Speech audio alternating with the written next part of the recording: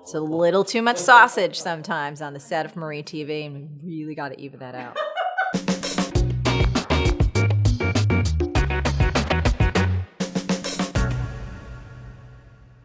Hey, it's Marie Forleo, and you are watching Marie TV, the place to be if you want to create a business and a life that you love. And today, it's Q&A Tuesday, favorite day of the week.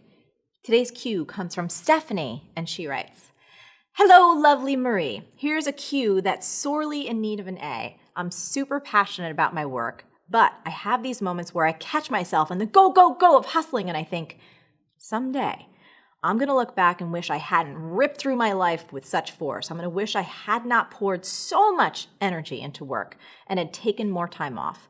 I see it so clearly in my mind, me sitting in a chair and looking back over my life, wondering where it all went. And then I go back to the go, go, go of the hustle.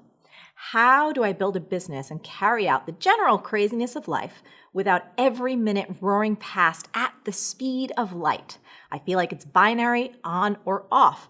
Where's the happy medium? Thanks, Stephanie." Stephanie, great question. So many of us can relate to this struggle and what can sometimes feel like we're all ripping through life, to use your words. Now, there's a few things that have really helped me in recent years that I want to share with you today. Number one is meditate on the regular. Whether you've got your own practice or you'd like to try mine, there has been nothing more powerful in my life to combat that constant sense of rushing. On the rare occasions that I don't meditate, I feel like my life is speeding past me. I always feel like I'm chasing my day, and I typically feel more stressed out and more irritable.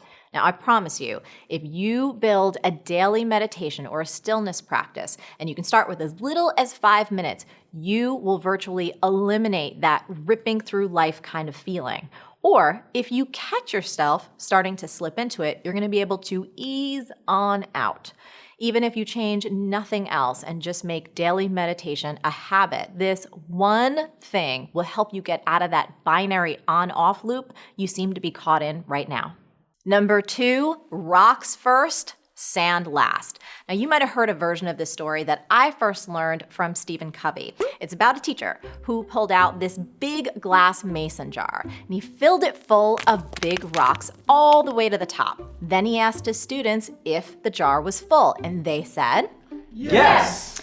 Then he pulled out these smaller pebbles and he dumped them in as well, and the little pebbles filled in around the rocks. And he asked his students if the jar was full now, and they said, "Yes." Then he took a bag of sand and he dumped that into the jar, and sand filled in around every little nook and cranny. And he asked if the jar was full now, and they said, "Yes." Then he dumped everything out and he started again. But this time he started with the sand. And it took up so much of the jar that the big rocks and the pebbles couldn't even fit in. And the teacher said to his students, "This is your life. The big rocks are the huge, important things that make life worth living. And you've got to know your big rocks and put them in first. The pebbles is the next group of things that matter to you and things that you have to do, the things that you must fit in. Then the sand is all the minutia of life, the stuff that'll take up all the space if you let it. So you have to wait and put that in last and add it after you add in everything else." Oh. Pretty deep, right? Here are some of my big rocks. Josh, my health and well-being, my family in Kuma, my team, my friends, the business, downtime, and adventure. So, Stephanie, what are your big rocks? What are the relationships and the experiences that are super duper important to you that you want to make sure to prioritize and make sure you create the time for? Which brings me to my next point. Number 3 is make time off predictable and required. So in your question, you wrote, "I'm going to wish I hadn't poured so much energy into work and had taken more time off." Now, the way to make sure that you take more time off is to make sure you take time off. I know, I'm full of super deep wisdom in this episode. But seriously, in the words of a fantastic article from Harvard Business Review, you need to make time off predictable and required. So predictable, meaning it is set in advance, and required, meaning it is non-negotiable. I know that sounds kind of strict for something that's supposed to be relaxing, but that's how you gotta be when you're addicted to work. Marie, it's time for your lunch break. Get your kale on, now! You want a taste of this? Maybe. See that? Salad bar, here I come. Now, once you know your big rocks, you need to whip out your calendar and start scheduling time off to make those experiences come to life. I've talked about this before, but it is worth mentioning again since we're about to close our entire company for 2 whole weeks. Time off is predictable and required for our entire team, including me. And honestly, this is a joy. It's something that all of us look forward to, and no whips required. Number 4, change your choices. So rather than thinking that you have to make this humongo life change, I want you to realize that you can totally transform your life one tiny change at a time. Ann Dillard wisely said, how we spend our days is, of course, how we spend our lives. And the supportive flip side of that is that over time, changing your day changes your life. So, take a look at all the little moments in your day that you might be on autopilot trying to fit in just one more thing, and realize that there are endless opportunities to change your choices. For example, ask yourself, what can I change in my day to cherish life just a little bit more right now? You might want to talk to your kids in the car instead of putting on a DVD. Grab a book or put on some music instead of wasting time on Facebook or social media. Go out to dinner or cook with your significant other instead of ordering in and watching TV. Take a walk and connect with nature just for a few minutes.